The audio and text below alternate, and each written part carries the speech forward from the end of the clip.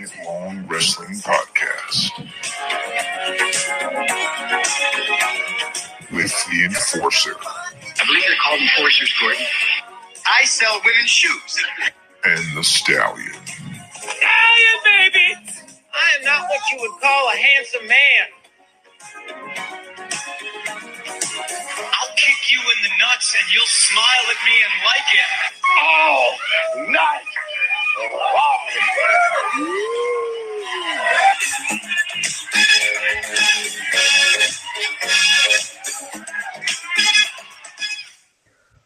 Welcome to another edition of the All-Night Long Wrestling Podcast. We are your host, he's the Stallion, I'm the Enforcer, and we are back after a long, arduous, excruciating, tantalizing, trying WrestleMania weekend. Welcome back, buddy. Thanks, pal. What does tantalizing mean? Does that mean like I think like you went tanning? I hope so, because I don't know if you could tell, because the light might be off, but I did go tanning over the weekend. Oh, nice. Where did you go? Did you go to Beach Bum tanning? I think there's a Beach Bum tanning. Boku Salon and Day Spa? Boku. Yeah, it was pretty awesome. And if it looks like I'm doing something else right now, it's because I'm just sharing our show. You see it there? Everybody see this? This is what goes into this job. So right now, we're obviously live on YouTube, and I'm getting the word out that we're live on YouTube on all streaming social media services. So while I do this, do you want to tell everybody what we're doing today? Sure, I absolutely will. So like you mentioned, last week was a very busy week for not just us, but everybody really in the wrestling community, I guess, as far as the big shows that were happening down in New Orleans, WrestleMania, NXT, ROH, Evolve, and several others that had shows that weekend. So what we decided to do today was kind of take a quick look back at that weekend and then the shows that we saw and list out our top 10 matches each from the course of the weekend. So we put a lot of thought into it. I know I have a sticky note that I wrote up while I was getting paid at work. I was going to ask when you did that. That's awesome. Yeah, I was probably just in like a meeting or something like that wasn't that important. So I got my sticky note of top 10 matches from the weekend. I know you've done some research on your end as well. So we're going to go kind of list those out. And then maybe if we have some time at the end, talk about the pending Superstar Shakeup, which is going to take place on Monday and Tuesday on Raw and SmackDown Live this week. We better have time because I put it in the notes. Okay, so we will have time then.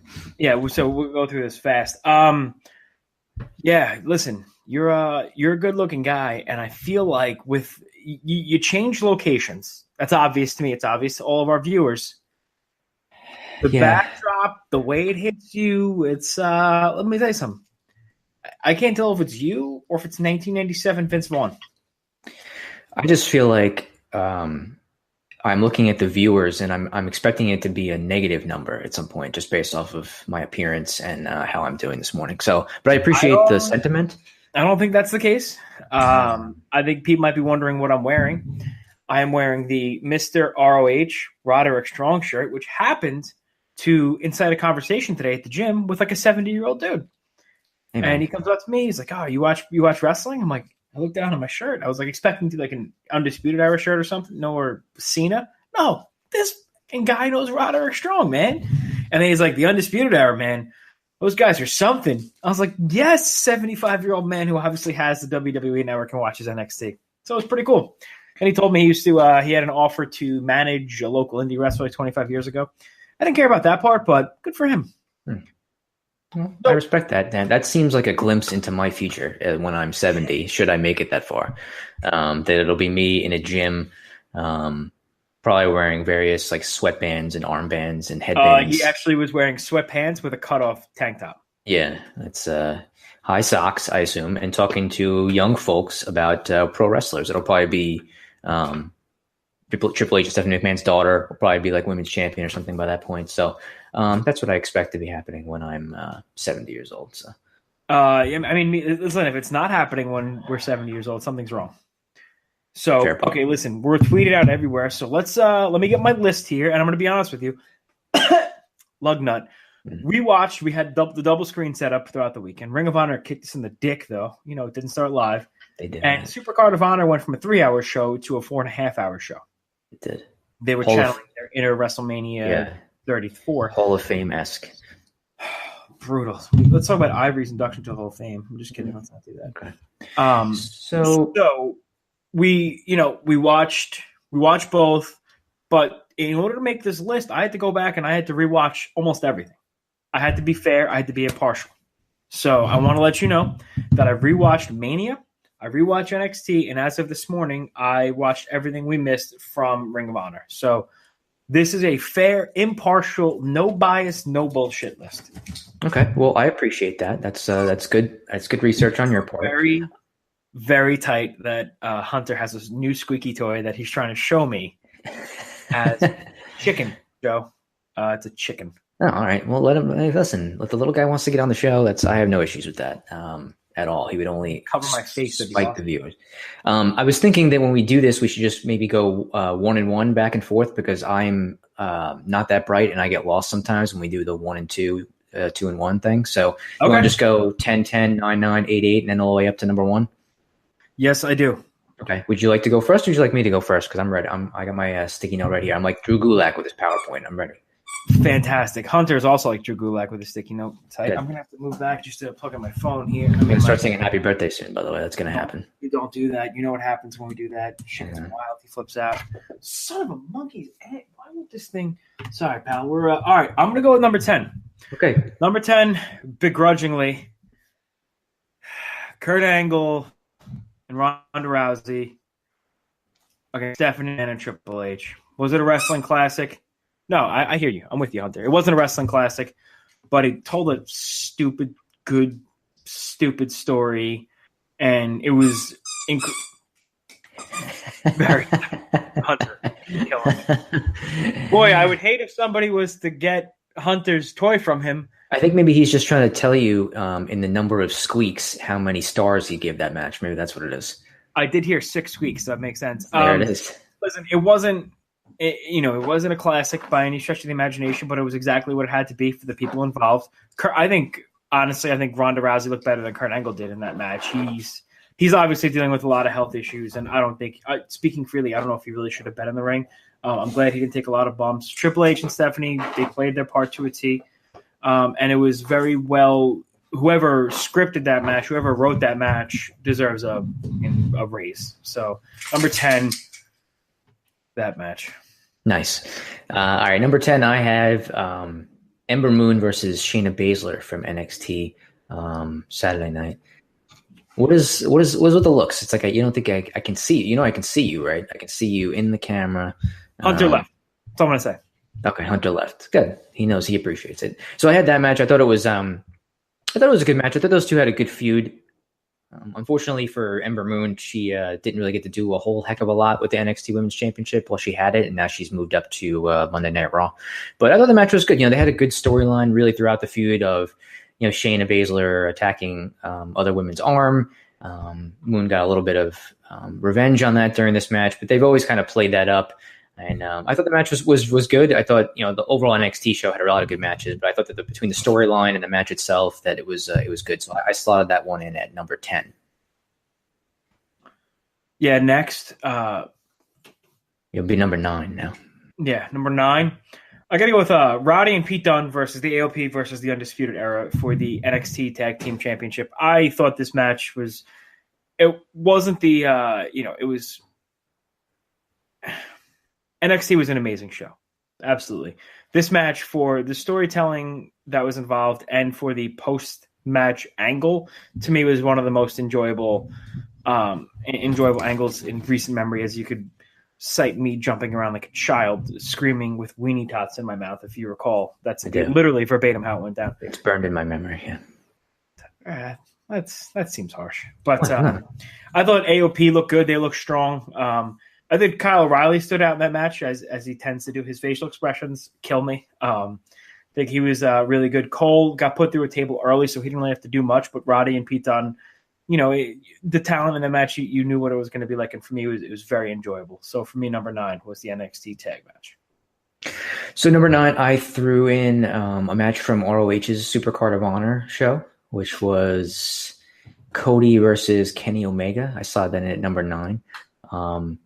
I think that I'm not sure what I was expecting out of that match. I don't think I was expecting like a classic or anything, but I thought that the match itself was good. Again, the storyline with those two guys and Bullet Club and being the elite and all that stuff.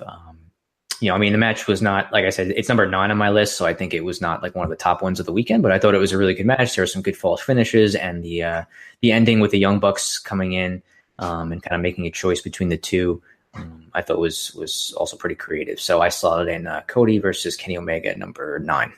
True story, not on my list. So I could see why it was on your list. I liked it too, the drama, but just didn't. Maybe because my expectations were so high, but did not crack my top 10. However, speaking of cracking my top 10, we're going to get to number 8. And for me, that was we're going to head on over to WrestleMania and the Intercontinental title match between The Miz, Finn Balor, and Seth Rollins.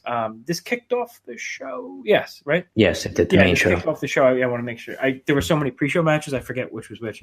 Because if you watch it, it kind of just rolled into one. But as far as kicking off the main card of WrestleMania, it took 65,000 people and it got them hot. And it got them, really ready for a good show. And that was, if you're going to have a 4 or 5 hour show, you need something to get the crowd invested and motivated right away. And the crowd loves all 3 of those guys, and they love to hate to love The Miz. And him losing the title, I think, was the right call. I think Seth Rollins is the guy that they're really pushing forward as Monday Night Rollins. And it was just a really creative, well-booked match with 3 guys that people really cared about. Gotcha. Yeah, no, that's a good choice. That is on my list as well at some point here. But for number 8, I put in also from WrestleMania, I had Charlotte and Asuka as number 8 for the weekend. It's been a pretty a match that's been talked about a lot since it happened. I don't think a lot of people were expecting Charlotte to win and end Asuka's streak, but that is the route that they went.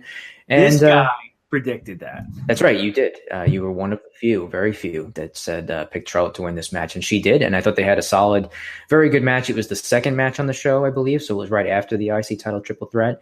Again, there wasn't too much of a feud in terms of building up to this match. It was more just Asuka winning the Women's Royal Rumble and then deciding to pick Charlotte as her opponent. Kind of reminded me of Jay Lethal versus Jay Briscoe, kind of like the best of the best.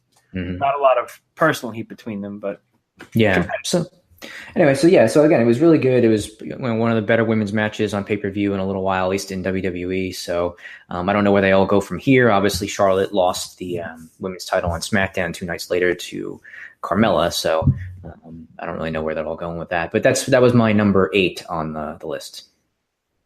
That's how I feel about that. So that'd be number 7. I didn't have these numbered. So if you give me a second here, 2, 3, 4, 5, 6. From Evolve, Fight TV was gracious enough to gift me $15 for some reason, I don't know. So I was able to watch, I think it was Evolve 101, whichever one was Thursday night. 101 or 102. Main event, it was Evolve champion Zack Sabre against Matt Riddle. That comes at number 7 on my list. It was, you have to like Zack Sabre in order to appreciate his matches. And he's a very catch can shoot style wrestler. And his grappling worked very well with Matt Riddle, who came from the world of mixed martial arts. So they were able to put together a very strong grappling centric match together, which had the crowd, emotionally invested the entire time. And Matt Riddle actually was able to get the win, I think, ending Zack Sabre's 300 and some odd day reign, as Evolve champion. And then for the following day, I believe he left the company. So it was a big match. It was a big moment for Matt Riddle. And it's number 7 on my list. Nice. That's a good choice. Yeah. Unfortunately, I didn't see the Evolve show, so I don't have any of those matches on my list I could send it to you. It's in my queue. Oh, I appreciate that. So for number 7, I won't dig into this one too much because you already spoke about it, but I had the Intercontinental title triple threat match at number 7. So pretty close to where you had it. For all the reasons that you mentioned, it was a good match, fast paced, good workers between all 3 of those guys. I really wasn't sure who was going to win.